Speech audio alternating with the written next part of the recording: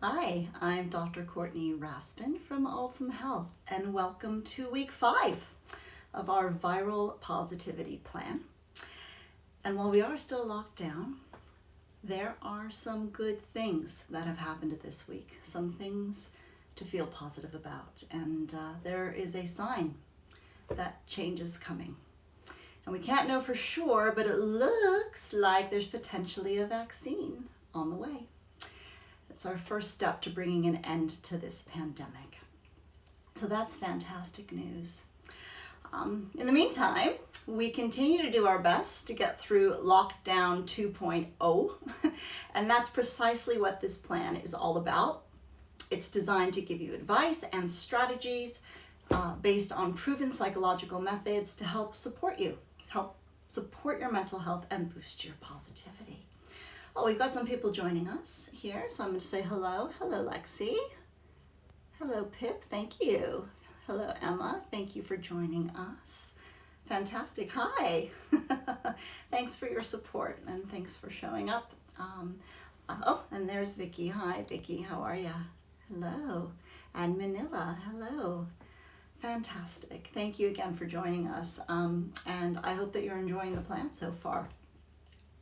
Now, each week we'll be covering a different area, but if you want to download the entire plan now, get your hands on all 10 tips, you can go ahead and download the whole thing from the link in the bio or go to altumhealth.co.uk/positivity plan. Now, last week we talked about the psychological benefits of trying something new.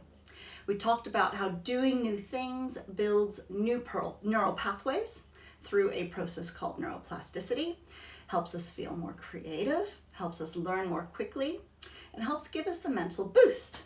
So I am wondering how you guys got on last week with trying something new. Please let me know in the comments. I'd love to hear everything that you're doing. I'm just going to say hello here. Hello. Hello. Hi. So yeah, how did you do with trying something new? I don't know if you've been following our stories, but we've been posting about how my team and I have been trying some new things. And maybe you may have missed it. So let me show you what we've been up to, if I can get in here. Give me just a second. So one of our followers taught her cat to catch. Definitely a new thing. And Dr. Josie Nicholson, Josie, she's a fantastic psychologist on our team. She was trying some watercolor, which is great. She wasn't very happy with her results, but she's working on it. So great, Josie. Thank you for sharing. I know that Emma went and explored Cambridge with the kids before the big lockdown came, which is fantastic. And this might be one of my favorite ones. We've got Misty the Beagle, trying something different and behaving, because Misty doesn't really behave very much. So that's Amy, Dr. Amy Crossley-Lewis, another one of our fantastic psychologists trying something new. Now, my big trying something new was I fed a fox. It was amazing. It was a beautiful fox. Actually took a little chicken wing right out of my hand. It was very, very sweet. So I'm sure some new neural pathways were developed when I did that. Now let me see if I can turn this off now. Yeah, it was a great idea, Sean. Definitely. Yeah, it was pretty cool. So please do share with me as we continue to chat what new things you may have tried. Now this week we are moving on to, didn't my dog go crazy? Well, I did send a picture. I was at a friend's house and I got a little text from my husband back saying that Luna would be jealous and I should not show her the picture. So it wasn't at my house, but she would not be happy, I'm sure. All right, this week, week 5, the theme is recognizing your triggers. And with Christmas around the corner, I think this one is spot on, yeah? Because for those of you struggling with depression and anxiety or eating disorders, I mean, what could be more triggering than Christmas? It brings up all sorts of feelings for people. with food and family and relationships. So it's a really normal time to feel that things are hard, to feel overwhelmed. But before we actually go into my actual tips, I want to talk to you about what it really means to be triggered. Okay? Being triggered is more than being uncomfortable. I think we hear a lot in common vernacular, oh, I was so triggered, or I was so triggered this, triggered that. And while I am glad that that kind of language is becoming more common and we can talk about that, I do worry that people confuse being triggered with just being uncomfortable. Being uncomfortable is normal. It's a normal part of life. It makes us do things differently. It tells us that something needs to change. And when we are uncomfortable, we feel like we are able to make those changes. We feel like we can cope, that we have a choice in how we respond. Now, when you're triggered, when we talk about being triggered, we traditionally talk about this when we talk about things like post-traumatic stress disorder. Yeah. And what we mean here is that when somebody is psychologically triggered with PTSD or complex PTSD, it could be that a sight or a smell or a person or a situation can make them feel like they are experiencing the original trauma all over again. So people get either hyper aroused a lot of the time, yeah, or they can shut down. Now tonight, what I'm going to be talking about here will not only cover those types of triggers, but we're also going to be talking about what I'm saying is an emotional trigger, as well as anything that prompts an increase or return of your symptoms. Anything that prompts an increase or return of your symptoms of depression, of anxiety, or depression, or eating disorders rather, those are going to be your emotional triggers. Okay, so not just uncomfortable, yeah, but to a point where you feel like you're unable to cope, unable to make choices, unable to do things that feel right to you. Yeah. Now, one thing that we need to remember is that when we get triggered, when you get triggered, you go outside of what psychologists would call your window of tolerance. Okay? Now, what is our window of tolerance? Now, I am going to show you a little illustration that I posted on Instagram early this week by the wonderful Lindsay Brahman. She is a Seattle-based therapist, and she does all of these amazing mental health illustrations, which I wish I could do. I cannot draw. You can ask any of my clients. But Lindsay, thank you for this. I am going to, hold on, let me see if I can't find it. 1 second. Almost there. There we are. Can you all see that? I hope so.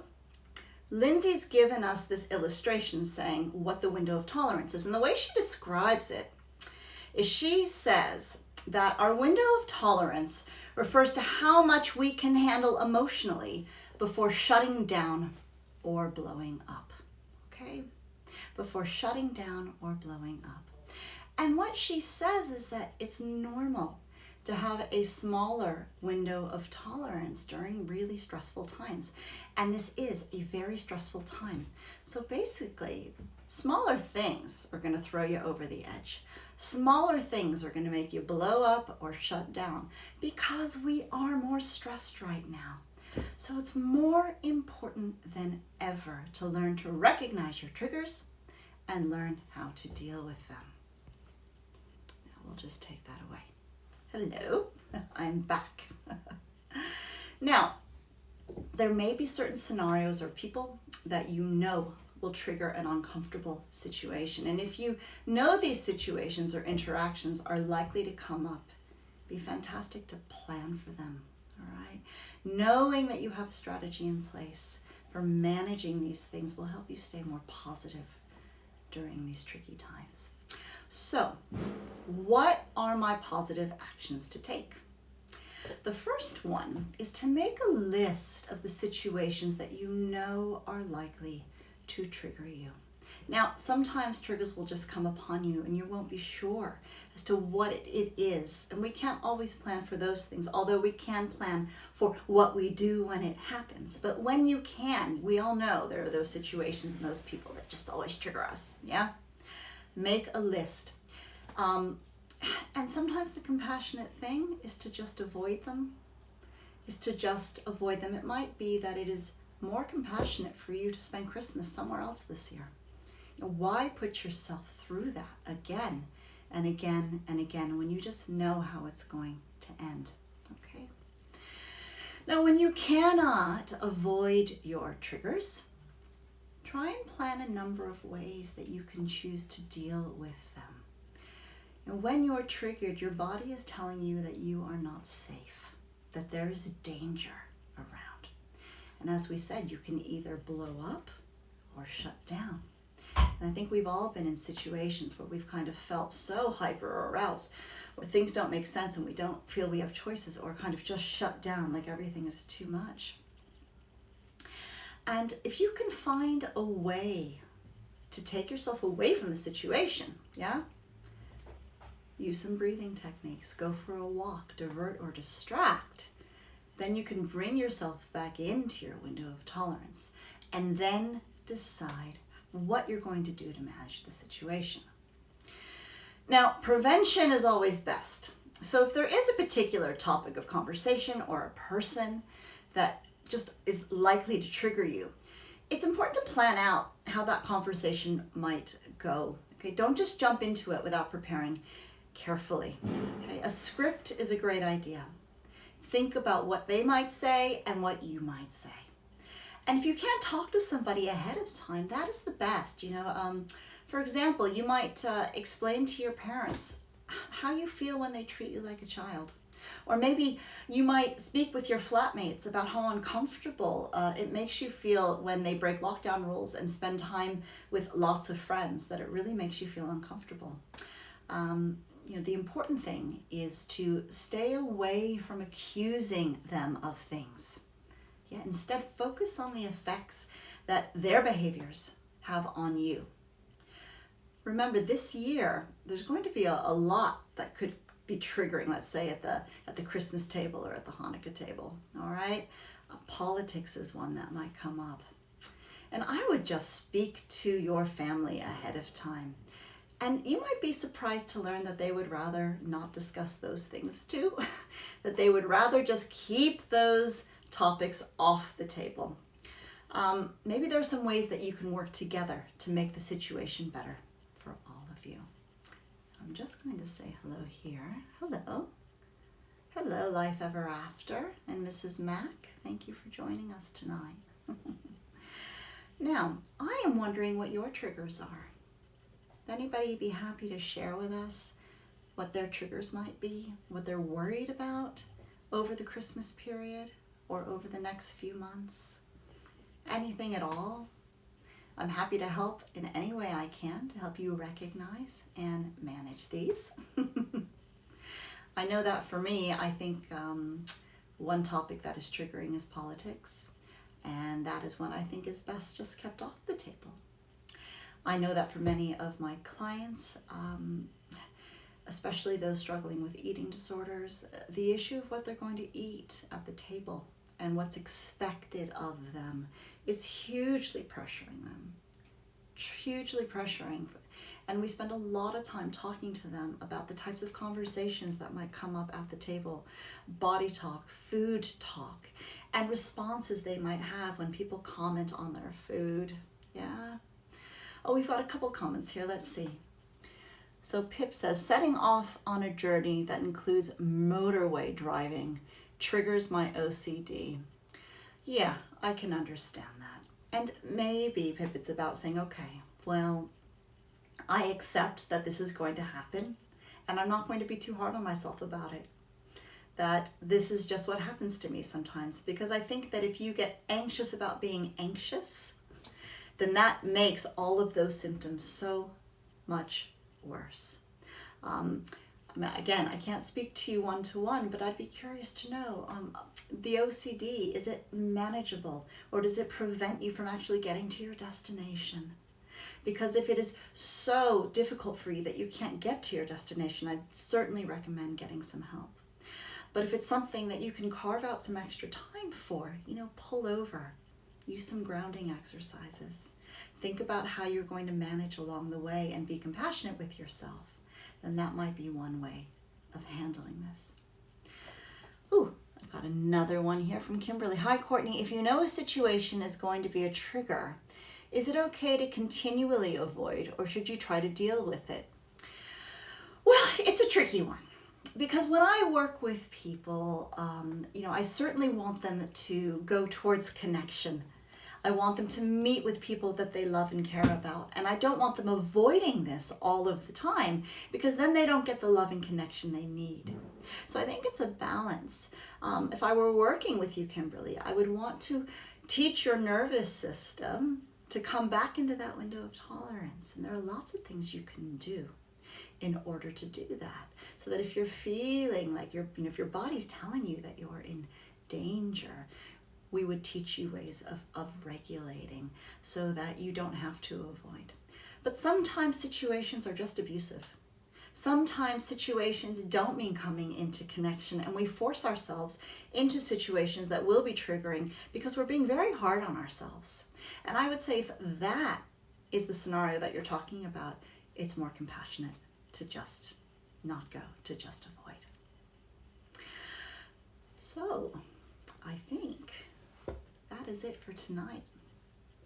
And remember, we have news of change. We have news of a vaccine. There are some positive things out there right now. So keep your eyes peeled for the things that make you feel positive. And if you want to share them, use the hashtag #PositivityPlan or tag me at Dr. Courtney Raspin so that I can see them too. That's all for me tonight, and I wish you guys a wonderful week. See you next week for week 6. Bye.